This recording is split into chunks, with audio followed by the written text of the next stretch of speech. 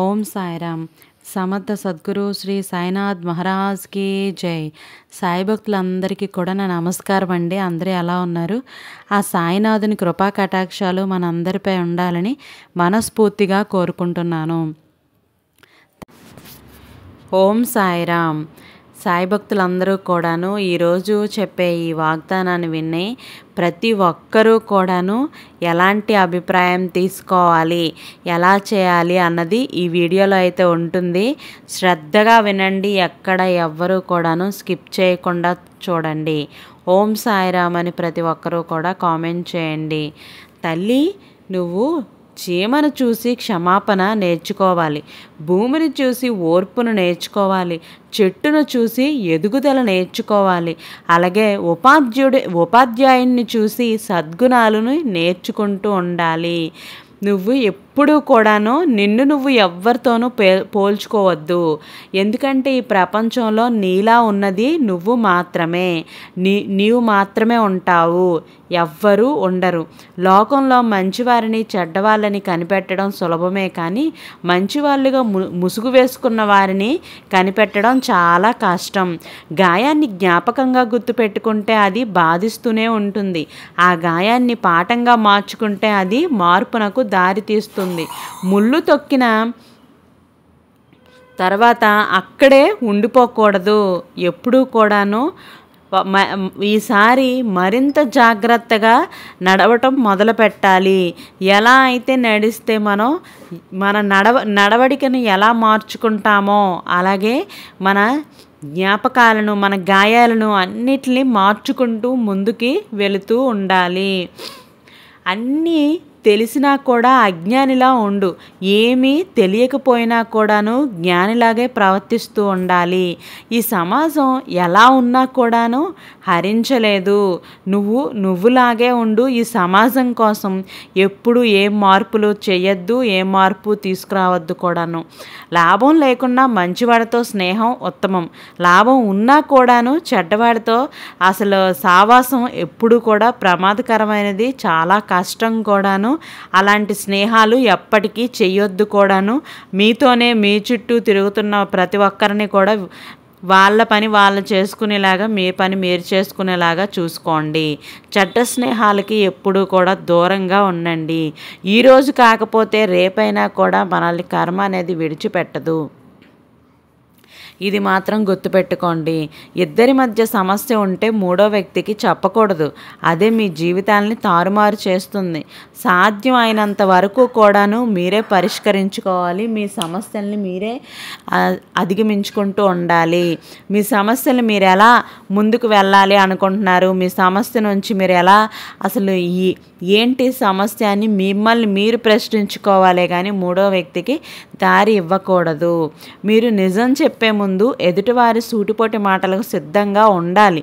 నిజం ఎప్పుడూ కూడా కఠినంగానే ఉంటుంది. అది చెప్పడానికి మనం ఎంత సులువుగా చెప్పినా కూడాను అవతలి వాళ్ళకి ఎంతో కఠినంగానే అనిపిస్తుంది.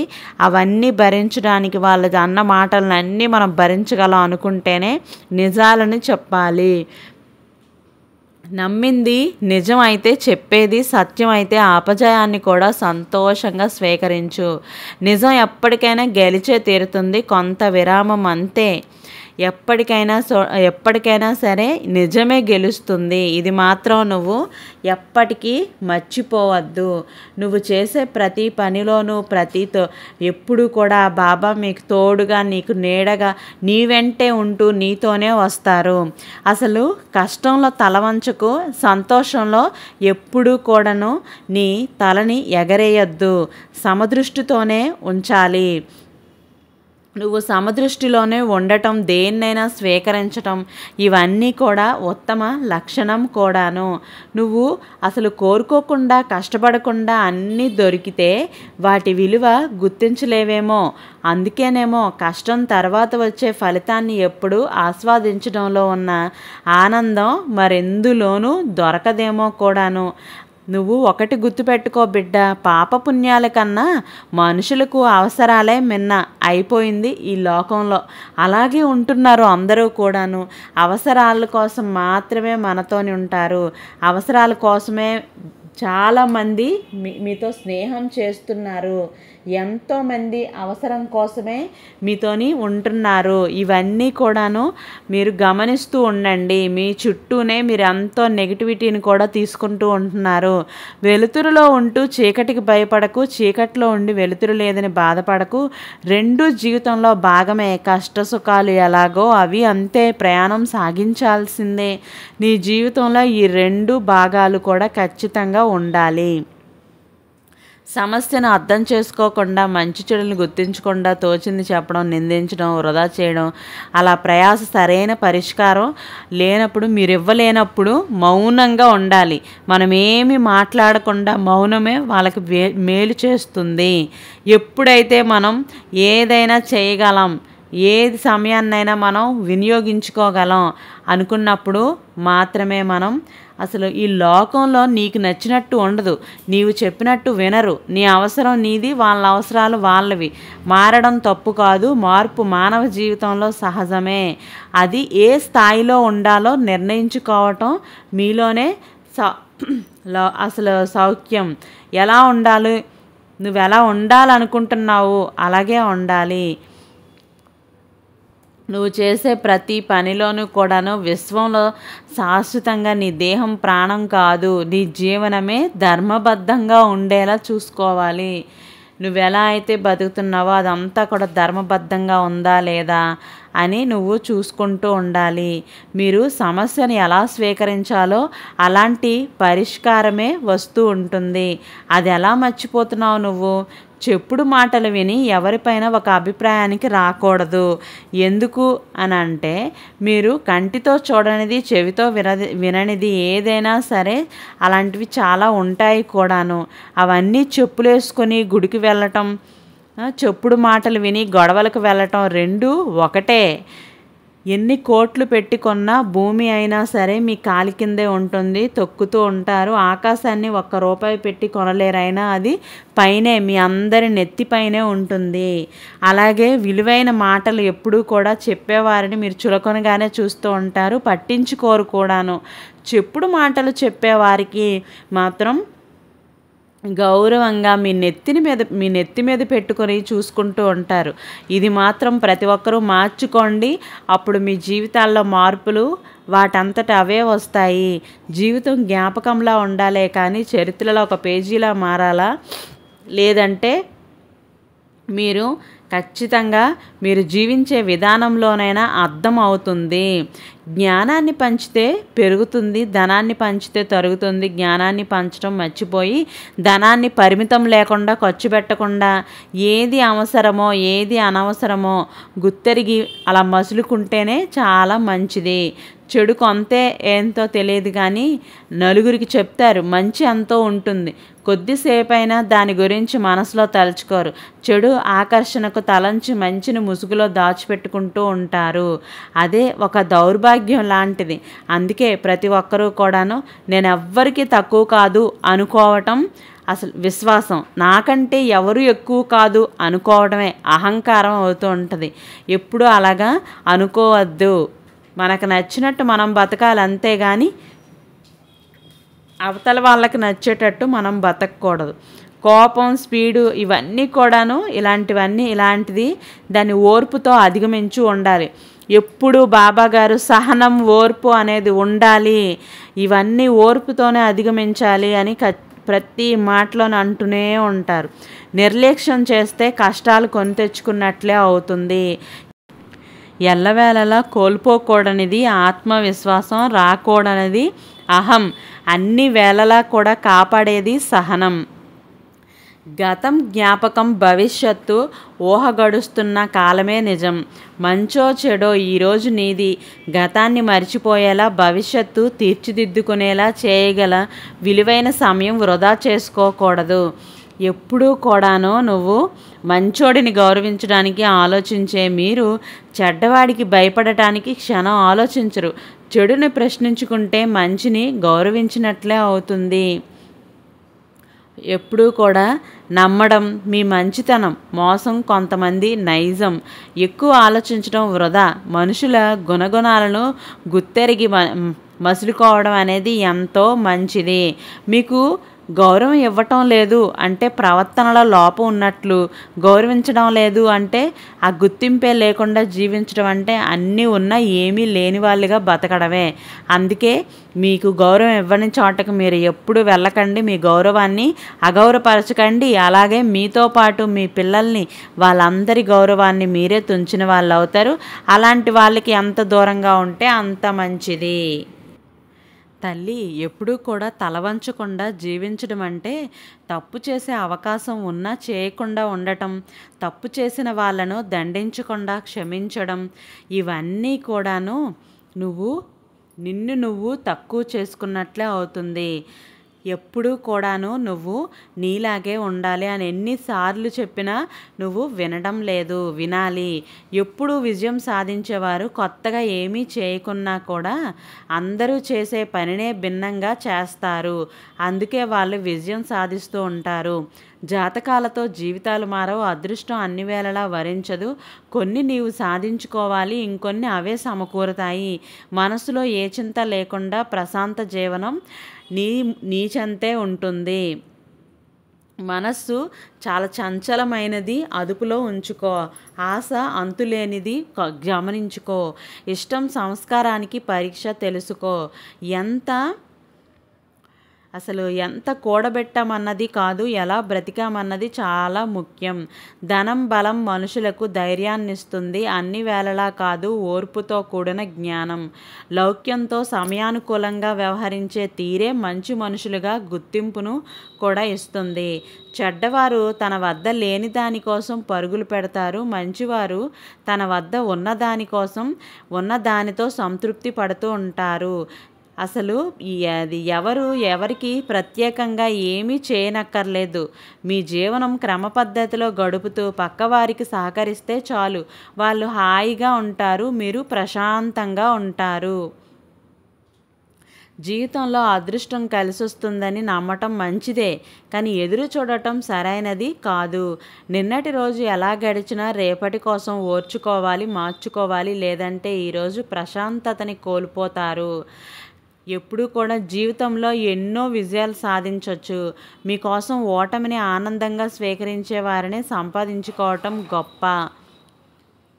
ఎప్పుడూ కూడా ధనం మిమ్మల్ని కాపాడుతుంది అనేది ఎంత నిజమో, అదే ధనం పెరిగిన తర్వాత మీ ప్రశాంతతను దూరం చేసి దాన్ని కాపాడుకోవడానికి నానా అవస్థలు పడేలా చేస్తూ ఉంటుంది.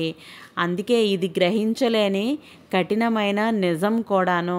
వినడం శాంతం, విజ్ఞానవంతుల సంస్కారం. అరవడం ఆవేశం, అజ్ఞానవంతుల లక్షణం. దేన్ని నమ్ముతారో అలాంటి జీవనమే సాగుతూ ఉంటుంది. ధనంతో సంతోషాన్ని కొనలేరు, కరెన్సీతో కష్టాన్ని పంపించలేరు. ఏ అనుభవమైనా సరే తాత్కాలికమే. అనుభవాలు ప్రయాణమే జీవనం. అన్ని అనుభూతుల కలయికే ఈ జీవితం. పోరాటం చేయి, పారిపోకు. గెలుపోటముల కలయికే జీవనం. విశ్వాసమే విజయానికి పునాది. శ్వాస ఉన్నంత వరకు వెనకడుగు వేయకు. పోరాటం చేయి, పారిపోకు. గెలుపోటముల కలయికే జీవనం. విశ్వాసమే విజయానికి పునాది. శ్వాస ఉన్నంత వరకు వెనకడుగు వేయవద్దు. ఎప్పటికీ కూడాను మంచికైనా చెడుకైనా సమయం ఒకటే. మీ స్పందన ఎప్పుడూ కూడా వేరుగా ఉంటుంది. అసలు వ్యక్తులను నమ్మడం, పరిస్థితులను అర్థం చేసుకోవటం, మీ అభిప్రాయాలను నిక్కచ్చిగా చెప్పటం, వీటిని చక్కగా అలవర్చుకుంటే జీవనం చాలా వరకు అనుకూలంగా గడిచిపోతూ ఉంటుంది. కాలాన్ని ఆపలేరు, వయస్సును తిరిగి తెచ్చుకోలేరు, వ్యక్తిత్వానికి విలువ కట్టలేరు, శ్రమించకుండా ఏమీ కూడా సాధించలేరు, అలాగే ఆత్మతృప్తి లేకుండా జీవితాన్ని కూడా గడపలేరు. ఎప్పుడూ కూడా వీటిని గుర్తుంచుకుంటే జీవనం అస్తవ్యస్తమే. అలాగే ఎప్పుడూ కూడా తల్లి 20 ఏళ్ల వయస్సులో ఏమీ తెలియదు, 60 ఏళ్లకు తెలిసినా చెబితే వినేవారుండరు, మధ్యలో ఉన్నదే మాయా జీవితం. తెలిసి చేసినా తెలియక చేసినా జీవితం ఆగదు, అలాగే ఫలితాలు మారవు. ఏదైనా కూడా అనుభవించాల్సిందే.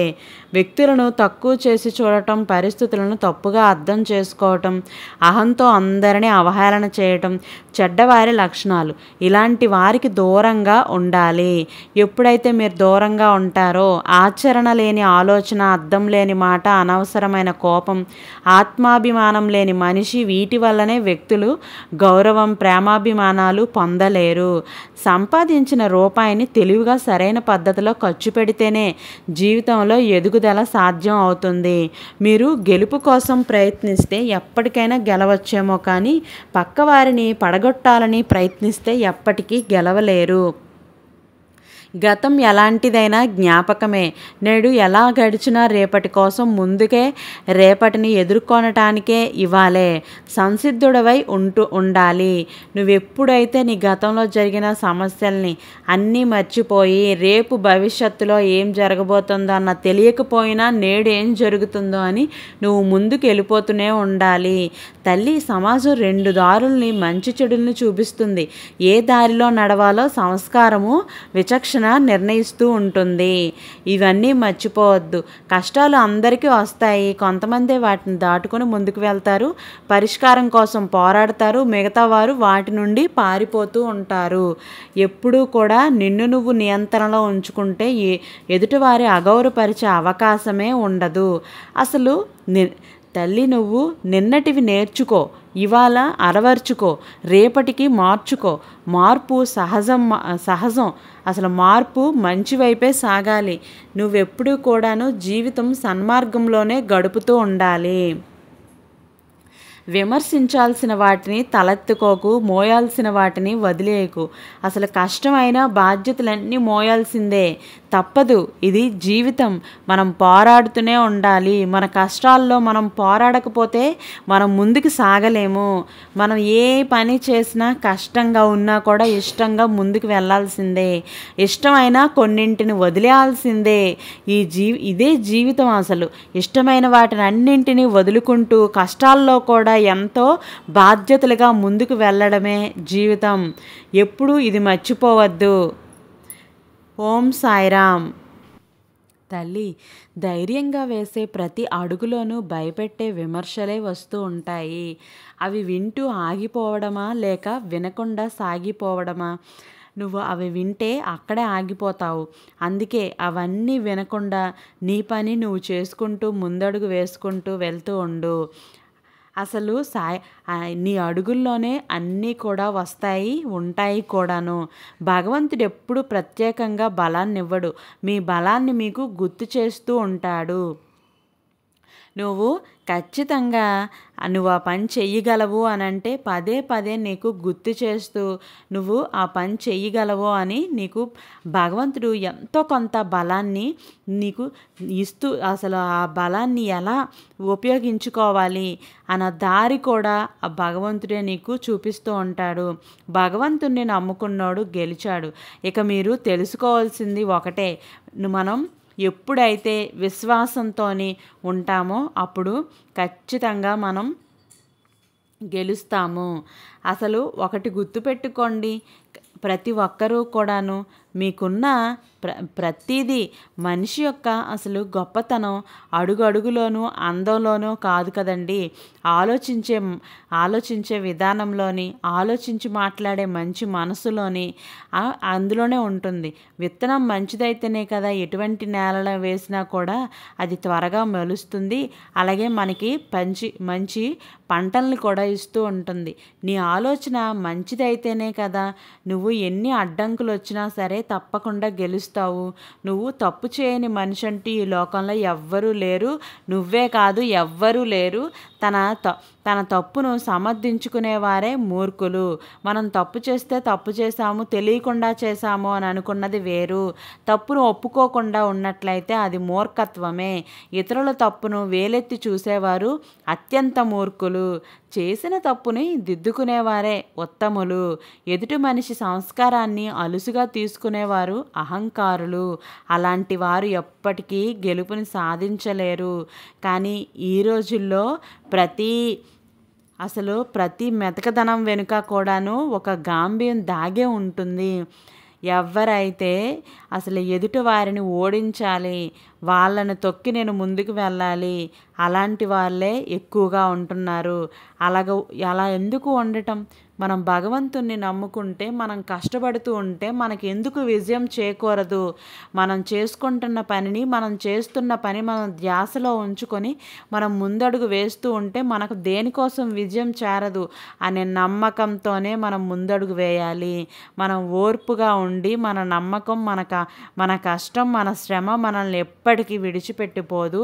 ఇది మాత్రం ఎప్పటికీ ఎవ్వరూ మర్చిపోకూడదు.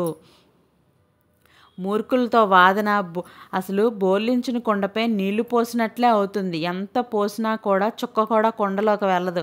అలాగే మూర్ఖులతో ఎంత వాదించినా ఫలితం అనేది శూన్యం. ఎప్పుడూ కూడా కాస్త దూరమైనా సరే మంచి దారినే వెళ్ళు. ఎందుకు అనంటే అది చెడు నిన్ను తొందరగా ఆకర్షించేస్తూ ఉంటుంది. లొంగిపోతే వెంటనే నాశనం చేస్తుంది. కానీ మంచి నీకు నిదానంగా అర్థమైన విధంగా నిన్ను గొప్పవాడిగా చేస్తూ ఉంటుంది. నువ్వు ఎప్పుడైతే మంచి దారిలో వెళ్తావో అప్పుడే నీకు మంచి దారి ఎప్పుడూ కూడాను నీకు దూరమైనా సరే మంచి అడుగుజాడల్ని కూడా నేర్పిస్తూ ఉంటుంది. చెడ్డదారి ఎప్పుడూ కూడాను నీకు చెడు అడుగుదారులనే నేర్పిస్తూ ఉంటుంది. నెగిటివిటీని నీకు ఆకర్షిస్తూ ఉంటుంది. అందుకే ఎప్పుడూ కూడాను మంచి దారిలో ఎలా వెళ్ళాలి, మంచి దారిలో ఎప్పుడు వెళ్ళాలి, ఎంత దూరమైనా నీకు ఎంత కష్టం అనిపించినా కూడాను మంచి దారిలోనే వెళ్ళాలి. విమర్శలను చూసి జీవిత లక్ష్యాన్ని ఎప్పటికీ కూడా వదులుకోవద్దు. ఎందుకంటే లక్ష్యం సాధించిన తర్వాత విమర్శలు చేసేవారే అభిప్రాయం మారిపోతూ ఉంటుంది. వాళ్ళే ముందు మన దగ్గరికి వచ్చి మనల్ని ఎంతగానో పొగిడి మనల్ని ఎంతో ఇది చేస్తూ ఉంటారు. కానీ వాళ్ళ పొగడతలకు మాత్రం లొంగకూడదన్నమాట మాత్రం మర్చిపోకుండా ఉండాలి. ఎవరినైనా ప్రశంసించినప్పుడు పర్వాలేదేమో కానీ విమర్శించేటప్పుడు మాత్రం జాగ్రత్తగా ఉండండి. ఎవరినైనా కూడా. ఎందుకంటే విమర్శ రుణం వంటిది. ఏదో ఒకరోజు వడ్డీతో సహా తీర్చడానికి ప్రయత్నిస్తూ ఉంటుంది. అందుకే ఎవ్వరు ఏమన్నా కూడాను మనం ఆ భగవంతునికి చెప్తే ఆ భగవంతుడే వాళ్ళకి శిక్ష వేస్తాడు. మనం మనం ఎలాగా ఏమి చేయవసరం లేదు.